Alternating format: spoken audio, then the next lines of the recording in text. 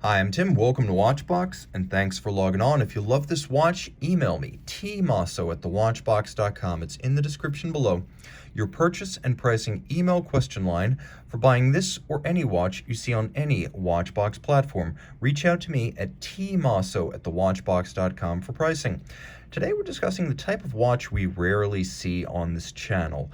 Early 80s mechanical high horology Omega, and that's exactly what we have here in this Phase de Lune or a yellow gold Moonphase triple calendar Italian language complete calendar watch.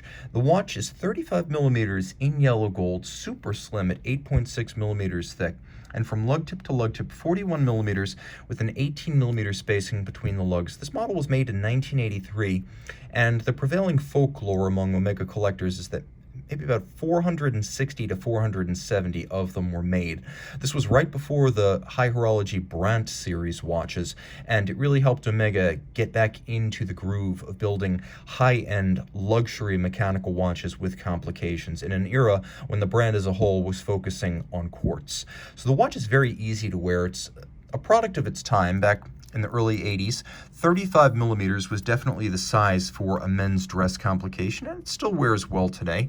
My wrist is 16 centimeters in circumference, and you can see how easily I wear it. Absolutely no encroachment on the edge of my wrist by those lugs. From over the top, you can see how much clearance I have, and it is a thin watch, a dress watch, and easily slid underneath the cuff. I can recommend it for, well, any wrist. No lower limit on wrist size for this watch. The strap, as you can see, is an Omega factory strap and a much newer one. Calfskin on the top, lots of bolstering.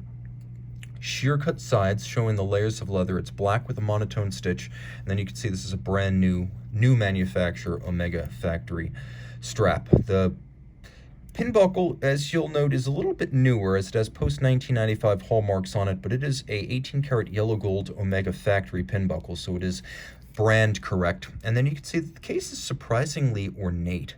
It has these lovely fluted and stepped lugs that give the case a lot of character, and while it's undoubtedly been refinished at some point in its history, a lot of the original character lines and the metal, as well as symmetry from lug to lug and end to end, all that is present and correct. So if this has been refinished, it's been done sparingly and professionally.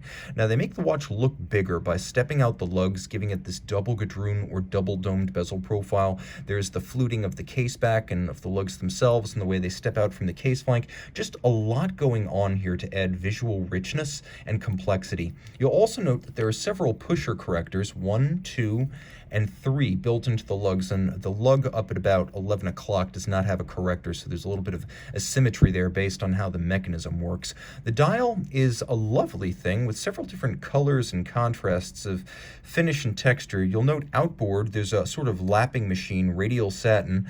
You have your individual minutes every 5 minutes. We have Arabic numerals, and you can see that they are radially arrayed with an inversion past 15, and then again after 45, so they're always facing up.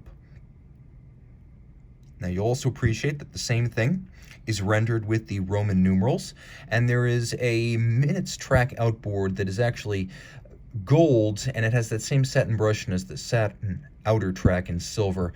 There's a track for the hours which are thickly lacquered on, and then we have double polished chapter rings surrounding a radial date indicator with a lunette style pointer, and then we have blue printing for the dates themselves.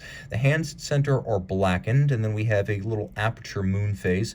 We also have our day and our month, so this is all in Italian, so it's an Italian language calendar. That was considered one of the major markets for mechanical luxury watches back in the early 80s. The Italians never really gave up on luxury mechanical watchmaking, so a lot of watches like this from Omega and other Swiss brands would have been designed initially for the German and Italian markets, which were still prolific consumers of mechanical luxury pieces even in the early 80s.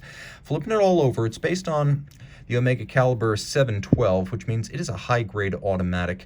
24 joules, automatic winding. This is Caliber 715, triple calendar, 19,800 vibrations per hour. It has a 42-hour power reserve, and as you can see, it's entirely gilded in yellow gold, which gives it an attractive finish.